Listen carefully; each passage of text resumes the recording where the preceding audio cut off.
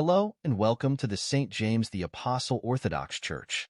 Today's homily is by Father Timothy Barkley as recorded on April 7th, 2024, the third Sunday of Great Lent, Veneration of the Cross.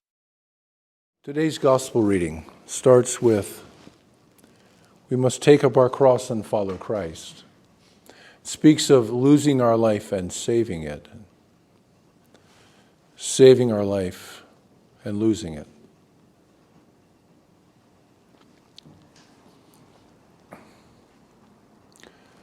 When I prepared for today's homily, I was struck, of course, that we don't speak of the cross as the nadir of Christ's ministry, but rather it's the high point.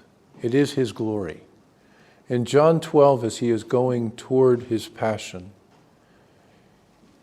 he asks the Father to glorify his name, and his Father says, I have glorified it and will glorify it yet again. And we understand that to mean that as Christ went forth to his voluntary, as it says, and ever memorable passion and death and resurrection, it was on the cross that he was glorified. It was on the cross when he was lifted up that he drew all nations to himself.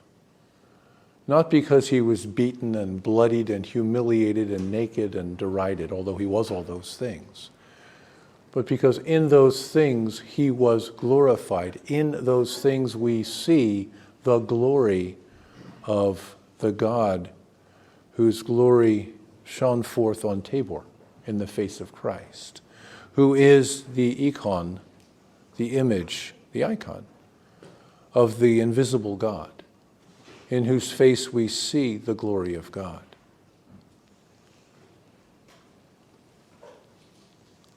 St. Paul reminds us that sin is a falling from glory. In the face of Christ on Mount Tabor, what the disciples saw in the glory of God shining forth from the face of Christ, in whose image we are made, is the glory that shone forth from Adam and Eve in paradise. They were unclothed in the sense that they weren't wearing garments, but they were robed in the glory of God that shone forth from them, such that the animals who approached them to be named by Adam could not look in his face because of the glory that radiated from him. And St. Paul says that we exchanged that image of God for the image of creatures that eat grass. We usually think of that passage as referring to people who stopped worshiping the true God and started worshiping idols made in the image of animals that eat grass. And that is in part what it means. But that's not really what St. Paul is talking about. What St. Paul is really talking about is that we ourselves are the image of God and radiate his glory, but we exchanged that glory to become like creatures that eat grass. We have become mere animals.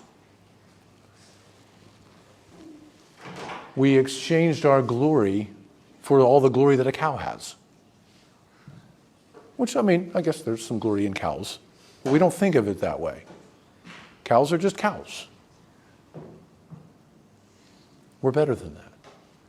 And what we're given by being gifted the privilege of taking up our cross, as it says in St. Luke's rendition of this talk by Jesus, taking up our cross daily. And it doesn't mean just once a day. It means as a constant, never-ending thing. By entering into Christ's life and partaking of the divine life, we take up our cross and thus have restored to us the ability to shine forth the glory of God. That is what's being offered to us. We usually read this passage and we talk about accepting suffering because it makes us more Christ-like. And it is true that accepting suffering does make us Christ-like because he suffered and accepted his sufferings. But that's not primarily what this passage is about. This passage is about us finding once again our true glory by not holding on to our psyche. It's holding on to our he who loses his life. The Greek word psyche there references not our souls, although that's how it's often translated, but the animal part of our being. Not just our flesh, but our animal part of our consciousness. And what Christ is saying is if you hold on to your animal part of you, you can never be glorified. You will just be an animal that eats grass. We're here in the middle of Lent. We're eating things a lot like grass. Folks, that doesn't give us glory. That just makes us like a cow. You know. So, if you just approach Lent as a change in diet, welcome to, the feedlot, the rest of the cattle. But the point of this is that we empty ourselves as Christ emptied himself on the cross, holding nothing back. You see, when Christ went to the cross, he gave himself into his Father's hands and held nothing back. He didn't keep a little finger hold on this life, a little toe hold on anything, so he could pull himself back up out of the grave. He cast himself into his Father's hands and let go of everything. No holds barred, folks. That's the life of glory, is to put yourself into the hands of God. And he will restore us to the primal glory that we had in paradise. That's what the cross is about. It's not about enjoying suffering. It's not even about enduring suffering knowing that it has a better end, although it does all those things. That's not the point. The point of even enduring the suffering is not so that we can get through the suffering. It's not to help us get through what's hard to get through, although it does. It's to help us see that the point of this worldly, earthly travail of giving up even our psyche, even our animal clinging to the things that we desire and yearn for so badly and think make us who we really are, is so that we can in fact become who we really are by giving up all of that and giving ourselves into him and radiating forth once again the glory of Christ, the glory of God, the glory that shone forth from the face of Christ on Mount Tabor. At the end of today's gospel reading, Jesus said, there are some standing here right now. He called his disciples and the people around and said, there are some standing here right now who will not see death until they see the Son of Man come in the glory of his Father in the kingdom. And then they went up on Mount Tabor and they saw light radiating from the face of Christ that was so bright you couldn't even look him in the face. So the disciples fell to the ground to cover their eyes because they would have been blinded. That's the glory. That's our glory because we are made in that image. We surrendered that glory to become cattle. Clinging on to our psyche, to our animal existence, makes us into cows. Letting go of those things makes us into little g gods. That's what St. Basil said. We become Christs with a little c, anointed ones in the earth that shine forth the glory of God. That's who we are called to be. That is how we need to orient ourselves. That is why we do Lent. That is why we run so hard toward the kingdom. It's because we see the light of Christ, the light of God radiating from the face of Christ, and we yearn for the restoration to our glory. The Son of God on the cross emptied himself. But he was only following his Father's example. It took me a minute to get my head around this. The first one who emptied himself was, in fact, God the Father, who, when he begot the Son and from whom processed the Spirit, he emptied all of his glory, all of his power, all of his nature, all of everything that he was into his Son. That is why the Son is in fact the express image of the Father. It's because the Father held nothing back and poured himself into the Son when he begot him. And he poured himself into the Spirit when he allowed the Spirit to process. And I'm trying to be careful with my verbs and things here, because it's very easy to step into heresy when you're talking about the Trinity and its inner function, and in the begetting and proceeding of the Spirit. But at least I don't know about y'all, but when I think about the Father giving himself to the Son and the Spirit, I kind of think of, there was this pie, and it cut itself into 3 pieces. And now there's 3, but they're all the same pie. But that's not it. God, there was, of course, never a time, and even saying that is misleading, because the begetting of the Son and the proceeding of the Spirit happened outside of time, space, and created anything. So we can't even really say there was never a time when there was not a Son who was begotten of the Father. But there was never, the Father was never alone, and then decided to beget the Son and to allow the Spirit to proceed. Proceed is a weird word in English because you can't make it into the right form of verb. So I have to say to allow the Spirit to proceed, or cause the Spirit to proceed, or you can't say to proceed. Some do say process the Spirit. It doesn't really work quite well in English. But that's what I'm after there.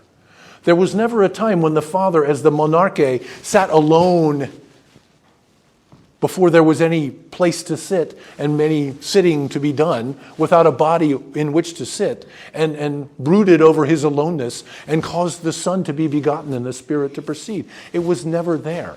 There was never a thing. And yet the Father is the one from whom the Son is begotten and from whom the Spirit proceeds.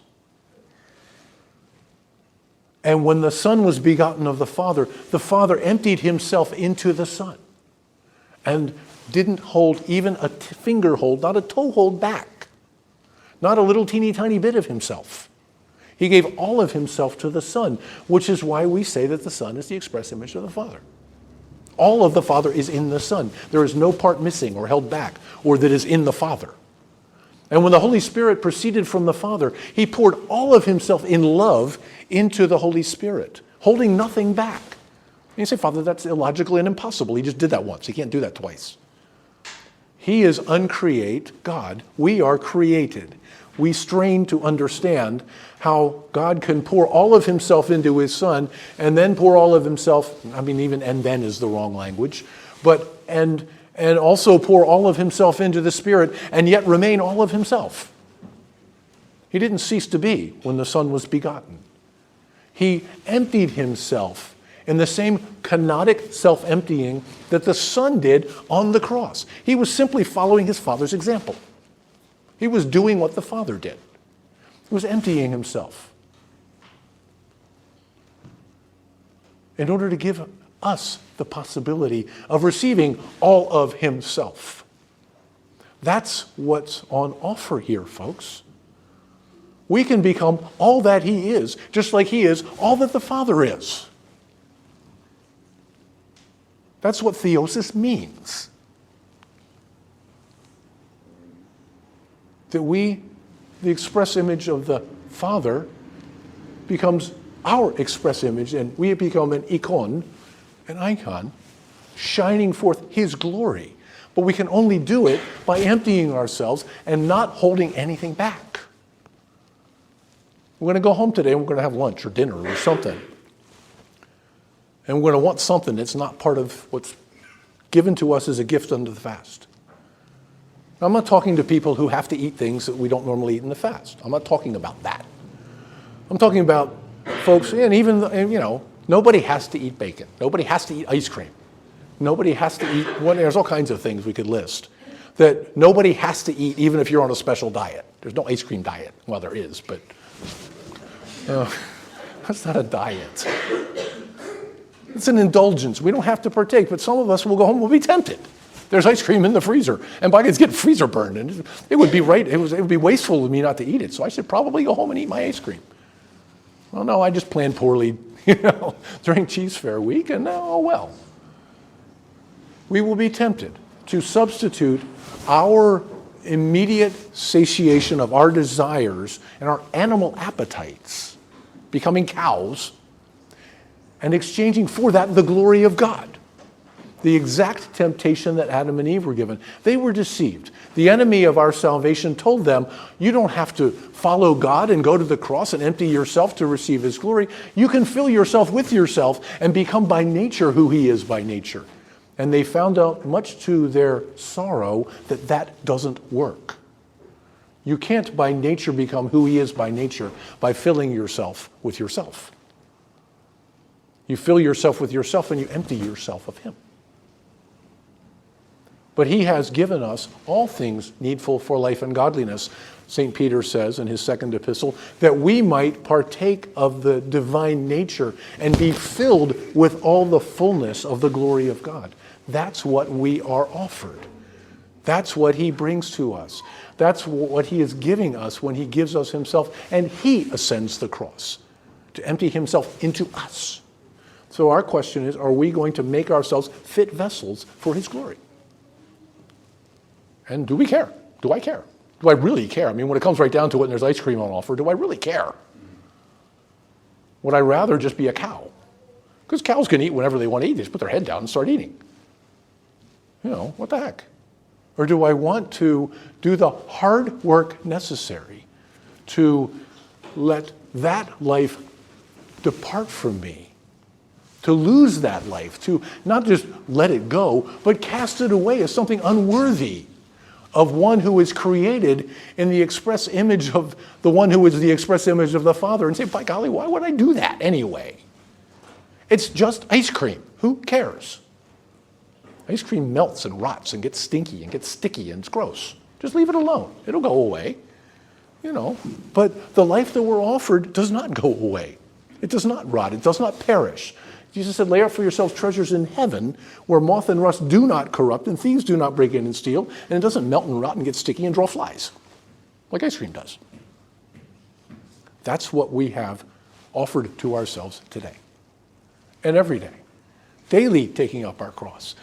Daily setting aside our animalness in order to partake of our, by grace, we say that very loudly, by grace, divineness. Divinity that is offered us by grace, to become by grace who he is by nature. That's what we are offered. Thank you for listening to today's homily by Father Timothy Barkley.